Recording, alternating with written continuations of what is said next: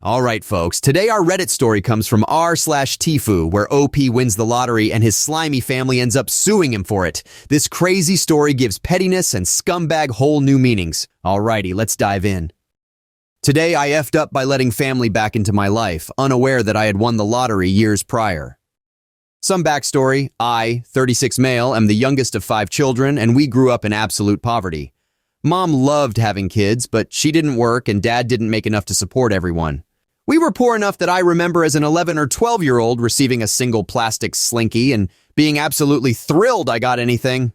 Growing up with that kind of family was rough. Parents got divorced and Dad lived locally but didn't really do much to try to be a dad. He just supported financially when legally necessary, and he let it slip once to me that he never wanted any kids. He just loved my mom and she wanted kids, so he went along with it.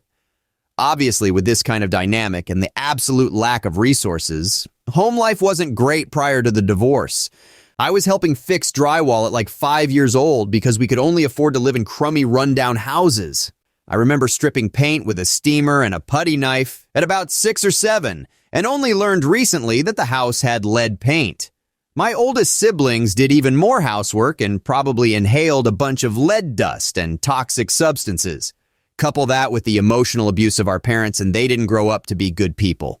My oldest brother had anger issues and got kicked out of college for fighting people. He also got arrested a few times for stuff involving theft or violence. My oldest sister struggled with substance abuse, got arrested a few times, ended up involuntarily committed for 72 hours once. She's doing a lot better nowadays, but is still an unpleasant person. My next brother went on to just be an employee at a large chain store where I think he might be a manager now. All 3 still live in the impoverished town that we grew up in. My next sister and I are close enough in age that we're very similar. We both joined the military to escape the poverty trap of our hometown. I joined the Army and she went Navy, even at about the same time. While in the service, we both pieced together a bunch of things about our siblings and parents that made everything clear. It was like we both had half of a connect-the-dots puzzle that made no sense, and when put together the outcome, it was a big sign that said everyone in this family is awful. She confronted them about it after her contract ended and got kind of dragged into the drama all over again. She moved to a city near the hometown about 1 hour away and started working there right away. I cut everyone else out of my life. I hadn't spoken to most of them in years, and the others are cursory and obligatory in nature.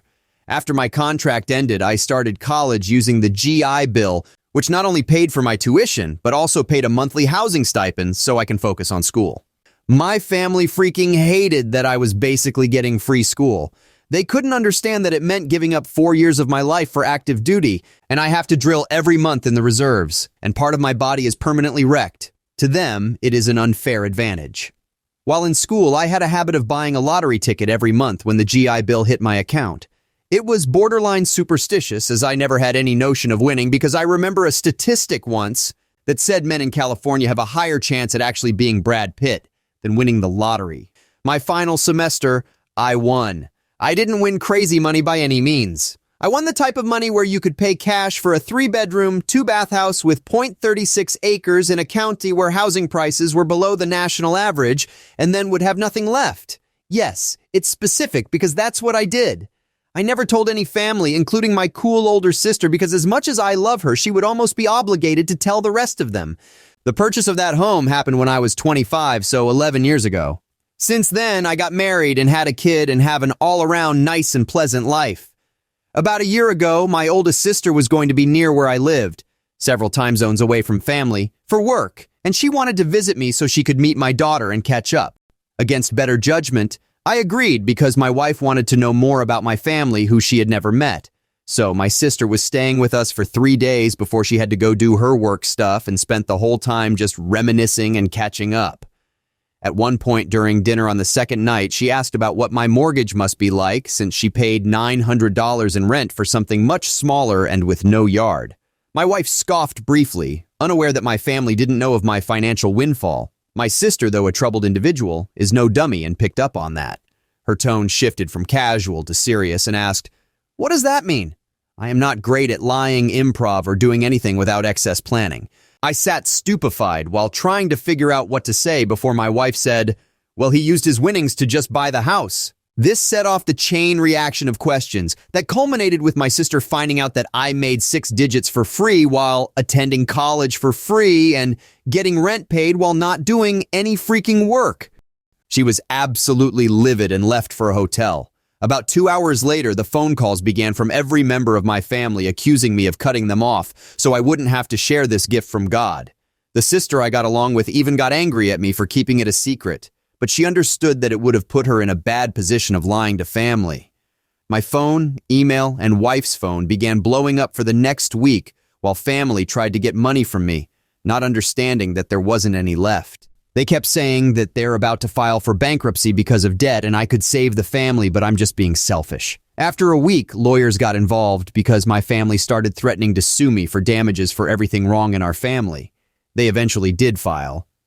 Every single thing that could even remotely justify going to small claims court or a full lawsuit was brought up.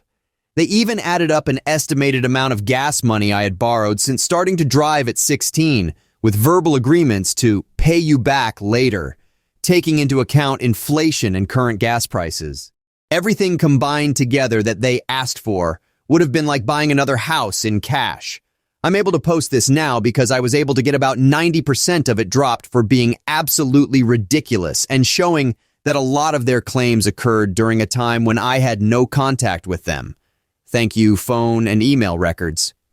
The remaining 10% of what they wanted was stuff that happened when I was 17 or 18, like denting one of their cars or injuring them when I threw an empty beer bottle during a fight and leaving a permanent scar where the glass cut them. After lawyer and court fees plus paying damages, I lost a bit more than $10,000 to family. The stress from the legal battle affected me at work, and when it got out that I was being sued by family after winning a lottery, all my coworkers began asking for help financially. It got bad enough, people coming to my home at night, that I had to request a transfer to a different branch where nobody knew me. Now I'm having to sell the home I bought, where my daughter was growing up in, and move to a more expensive city where the other branch is. All because I let my family back into my life. Moral of the story, don't let family back in. Okay, this one actually, legitimately, pissed me off. So much for the carefree, luxurious life that winning the lottery is supposed to give you, huh? The winning lottery ticket movie plot usually comes with a beach house, not a courthouse. But this story just goes to show how quickly things can flip. I mean, the part where our friend's sister just casually asks about his mortgage, only to be met with an innocent scoff from his wife, is like the moment when you see the fuse burning towards the dynamite in a cartoon. You can practically hear the uh-oh sound effect echoing in the background. And the family's reaction?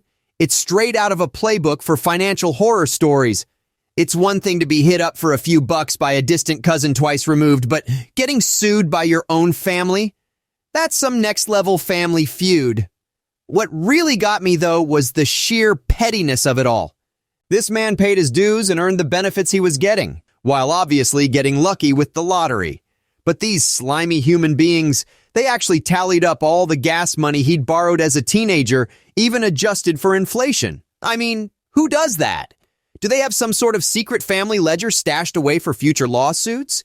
And let's not forget the repercussions at work. You'd think coworkers would be more understanding. Instead, they turn into a mob of financial zombies, shuffling after our poor lottery winner chanting, "Can you spare a dime?" It's all very Night of the Living Dead. I can just imagine him barricading himself in his cubicle, fending off outstretched hands with a stapler. The real kicker here, though, is the ending. It's like a cruel punchline to a long, torturous joke, having to sell the house he bought with his winnings, move away from the home his daughter was growing up in. All because he decided to reconnect with his family. Moral of the story, folks, when it comes to winning the lottery, you're not just winning cash, you're winning a whole lot of problems too, and sometimes those problems come gift-wrapped in a family reunion. Hey, wait! Before you go off chasing after your next internet rabbit hole, give that like button a quick little smack. And if you're feeling particularly adventurous today, why not dance with the subscribe button? Join our band of misfits here and let's share the laughter. Anyways, stay safe out there in that crazy world. Much love. Peace.